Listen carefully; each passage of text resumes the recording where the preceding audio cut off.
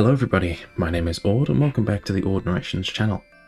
Today we're reading a story about a mum of two little kids whose husband has been cheating with her good friend. How does she survive this, she asks. As always, if you enjoyed this video and want to see more, hit the subscribe button to make sure you don't miss the latest upload. Alrighty, let's make a start.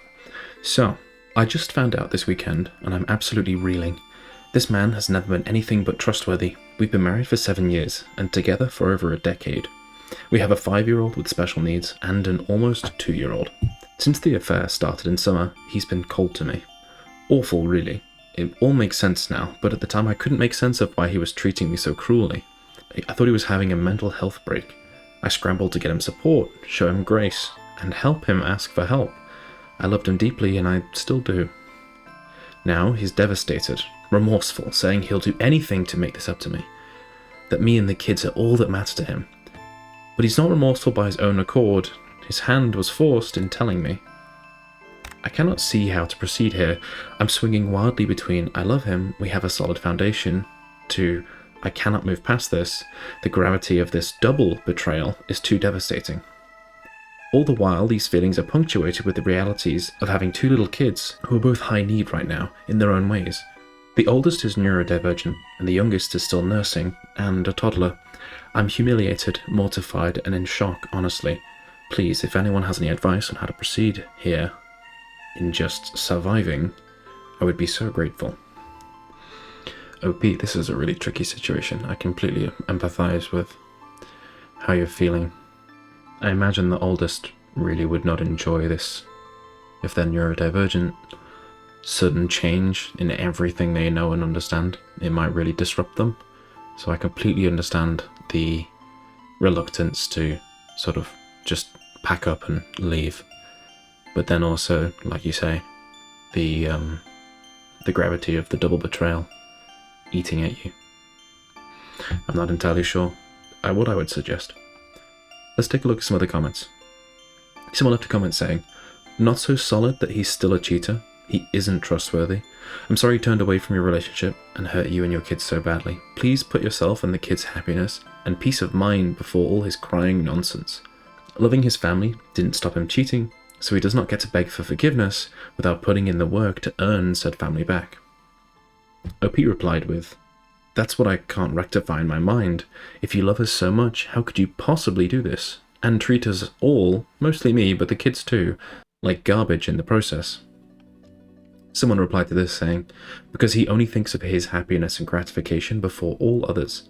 I had an ex in the same way. Don't keep putting yourself through the heartache and pain. It'll make your kids' lives miserable as well. I've been there. It took me 18 years to leave, and to this day, my kids still tell stories of the things that happened and how unhappy they were." Someone else replied to the original comment, saying, "This is the hardest part to get through. I read a ton of books, articles, etc. on infidelity in the 12 years since my divorce, 17 years since affair number 1. Cheaters almost never cheat due to lack of love. They cheat because they have poor impulse control, or because they've let themselves get drawn stepwise into it without acknowledging the direction things were headed. They wrongly believe that their values will protect them. They don't, almost never." Someone else replied to the original comment as well, saying, "This is what you have to remind yourself. Be prepared for the love bombing, the acts of kindness, and him straight up begging you to reconcile. It's all bull. Remember, as you said, he did not admit it on his own accord, meaning this would have gone on for a while. Secretly gather your ducks in a row and do not sleep with him. Sleep in a separate room if possible. Go low contact and do not tell him your plans to divorce. Just say you're unsure of anything and processing. Gather all the evidence you can and make a plan with the lawyer. You can do this." Someone else left a comment saying, "The first thing you need is space. It's hard to make informed decisions for yourself in the middle of someone else's begging pity party. Send him to his mother's, and if you have support, bring them in for a week to help with the kids while you get centered with your reality and your options. Don't hide his affair. Don't let him stay in the house. Do send him to therapy. Do contact a lawyer. Not to start divorce, but to get answers to your questions and to scare the hell out of him. I can't stress enough, you need him gone to sort out your feelings without having to deal with his first. Take your time. After the panic and hurt of betrayal subside a little, the answers you seek will be easier to find." OP replied saying, "He's refusing to leave. I'm not sure how to make him. Do you have any important questions I should be asking the lawyer? I have a few, but my brain is so fried." Someone replied to OP saying, strategize it. Get the upper hand on your emotions, but still use them to your own advantage. Get passive aggressive. Do anything that indicates that you're not pleased with his stay, but alas, it's not convenient for him either. Do laundry only for yourself and the kids. Cook only for the three of you. Ignore him. He doesn't deserve a maid nor a mum who does things unconditionally for him. Ask your lawyer what happens in those situations that the other person refuses to leave, but the house belongs to both of you, for example. Then plan your way out the best you can. I think I really agree with the comment there. Basically, treat him like a roommate. That's all it is. Or a flatmate. He doesn't deserve anything more. Someone else replied to OP, quoting, he's refusing to leave, I'm not sure how to make him, and they write, there are varying degrees of effort that can be applied here, but some of it may depend on external factors. For example, if he can work remotely, then he can go anywhere and that makes it easier. If he has to go into a physical location for work, then he has to stay in the general area, and that makes it more difficult to find free or cheap housing. The easy answer that often gets put out there is to involve his parents. Tell them what he's done and tell them you would like for him to stay with them until the two of you have figured out how to proceed. Understand that I'm in the tell everybody about what cheaters do camp to force them to accept the outcomes of their actions, including social consequences among friends and family. Completely agree. Completely agree. Was it the best disinfectant is sunlight? OP replied to this, saying, his parents were the first people I told, lol. I wanted them to know what their son did, and I knew I'd need their support with the kids. I do definitely understand your camp of telling everyone. His ass should be on full view in the sunlight. I didn't have to do much telling since our friend group is close, but I'm fighting the urge to tell his older siblings. He's asked me not to. Their disappointment would be very hurtful to him. Frankly, I'd say fuck him. Like, just tell them. Or better still, tell him if he doesn't tell them, you will. Okay, someone else left a comment saying, first, get an STD or STI test done ASAP. Next, contact an attorney, or 3, to see if they offer a free consultation to see where you stand financially. I would also do a 180 on him to get yourself a little breathing room so you have space to contemplate. If you want to change your WH, it's double, I don't know what the W stands for. So you have some space to contemplate if you want to try to change your wayward husband from a cheater who doesn't care enough about you and his family to keep his pants on, to the wonderful, caring, faithful husband you thought he was. That can entail stop doing his laundry, cooking his meals, engaging in chit-chat, etc. Also, at this stage, I would expose his infidelity far and wide, especially if the affair partner is in a relationship or married. If he survives all that, he might just be remorseful enough to become a faithful husband. Just be aware that reconciliation can be a 2 to 5 year process, and not every marriage survives. Lastly, individual counselling for both you and him, and marriage counselling, if needed, can come later, after he explores his flawed moral compass, and why he thought it was okay to be unfaithful. Best of luck. OP replied with, thanks for the advice, greatly appreciated. Someone replied to OP saying, the Grey Rock method or the 180 method would both be good options that you can start implementing today. They were created for abuse victims to cope with getting away from their abusers.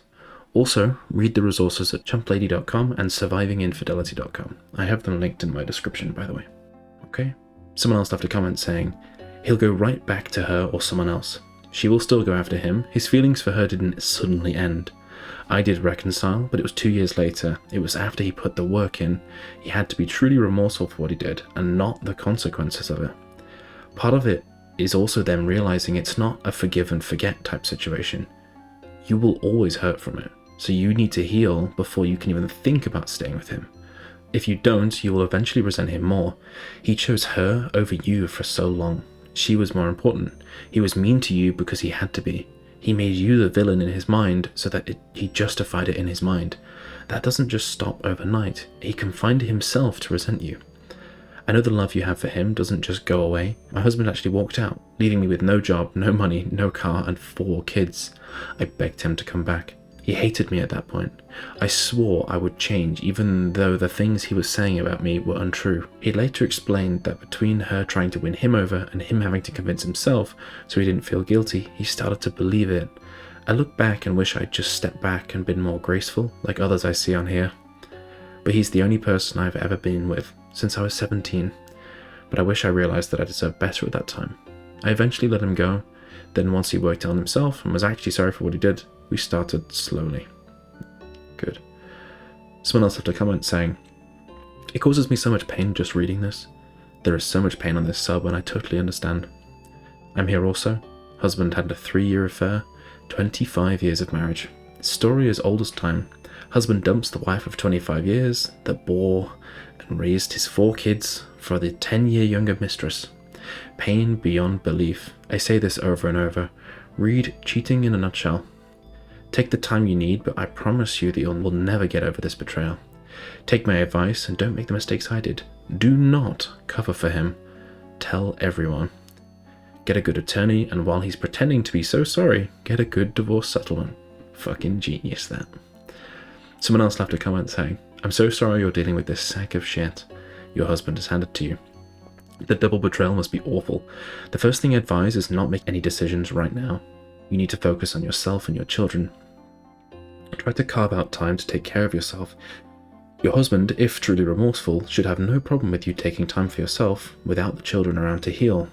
I am 6 months in from D-Day. I have made the decision to try and reconcile. We built such an amazing family and I truly love him. Warts and all, it'll become clear to you if reconciliation or divorce is right for your situation once you begin to heal. I also want you to remember this had nothing to do with you.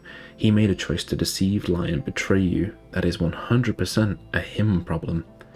Has he taken accountability for his actions and how those actions have destroyed you and your family? Is he truly remorseful and willing to put in the hard work to reconcile? The wayward spouse has to be 200% in for this to work. He needs to carry the load for a while to help you heal. I'm sorry this has happened. I wish you peace and love. You deserve it. We all do. Someone else left a comment saying, he's crying in sorry because now people will know what a horrible person he is. Cheating affects everyone who's in a relationship with a cheater. Being cheated on is one of the most devastating things that can happen to a person. It causes PTSD due to the betrayal trauma. You had a double betrayal and I'm so very sorry. Find a therapist that specializes in infidelity. Try to eat, drink, and sleep, although I know from experience that's easier said than done, and lean on your friends and family. I'm glad you're telling everyone. Affairs thrive in secrecy and contaminate every aspect of life. Wish I had more words to comfort you. Heartbreak emoji. Someone else left a comment saying, whatever you decide, staying or leaving, do the 180 on him, like yesterday. Cheaters are only truly remorseful after that. If you show him 1 ounce of grace, whatever the reasons he used to justify his selfish actions will stay as they were. If you want to stay, you must crush that. If you want to go, do it for yourself. If you're not sure, do it anyway. Don't do the pick-me dance and don't try and be empathetic. Hit him with the full force of his actions. Grey rock him, get a fucking lawyer, use the house funds to do it because that money is also yours. Hit him with divorce papers.